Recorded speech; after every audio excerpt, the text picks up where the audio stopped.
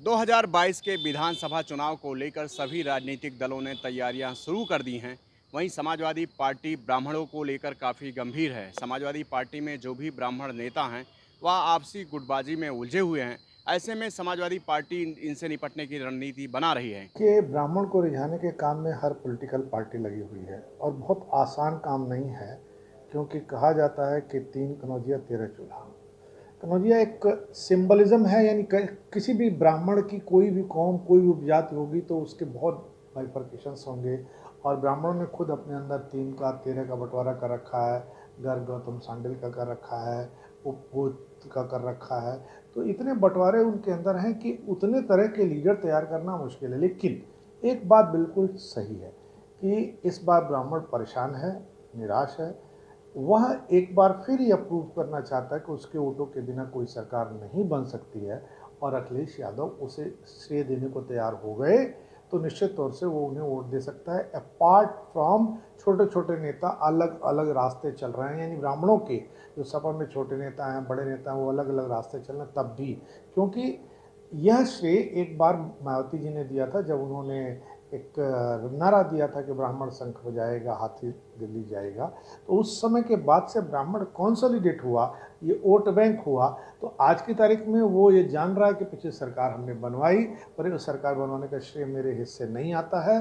तो वो एक ऐसी पॉलिटिकल पार्टी को, एक ऐसे पॉलिटिकल लीडर को तलाश रहा है जो श्रेय देने को तैयार हो, और निर्भर करता है अखिलेश जी पर कि वो श्रेय देते हैं, देने को तैयार दिखते हैं या नहीं दिखते हैं। अगर वो दिख जाएंगे तो उनके यहाँ जो बाइफर्केशंस हैं, नेता अलग अलग दिशा में चल रहे हैं, वो सबका मतलब नहीं रह जाएगा। और अगर नहीं दे पाते हैं तो ये सब मतलब बहुत ठीक से उभर करके ऊपर आएगा।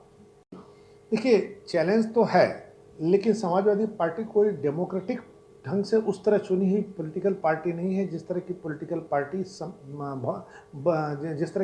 पार्टी जो है वो भारतीय जनता पार्टी है। यहाँ सुप्रीमो जो चाहेगा वो होगा।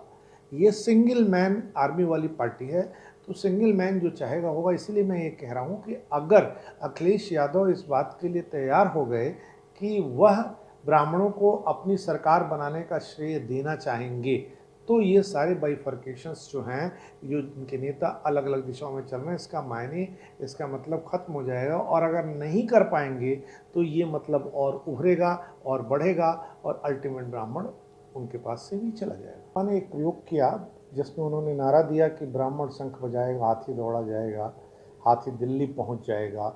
उस समय उनके पास बड़े लीडर थे, रामवीर उपाध्याय थे, ब्रजेश पाठक थे, उस समय उनके पास सतीश मिश्रा थे। तो समाजवादी पार्टी के सामने ये दिक्कत जरूर है कि उस स्तर का कोई चेहरा नहीं है।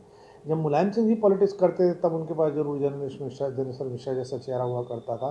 तो चेहरों को लेकर के अगर अखिलेश यादव जी कोई एक्सपेरिमेंट करेंगे तो वो एक्सपेरिमेंट उनके लिए फलदायी नहीं होगा। पर अगर वो खुद को आगे करके कहें कि हम सरकार बनाने का श्रेय ब्राह्मणों को दे सकेंगे, देंगे, देते हुए वो दिखेंगे, तो उनको लाभ होगा।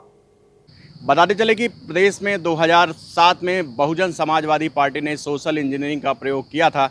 तब प्रदेश की सत्ता पर बहुजन समाज पार्टी काबिज हुई थी। समाजवादी पार्टी भी इस वर्ष सोशल इंजीनियरिंग का सहारा लेगी, जिससे आने वाले विधानसभा चुनाव में समाजवादी पार्टी को इसका फायदा मिल सके।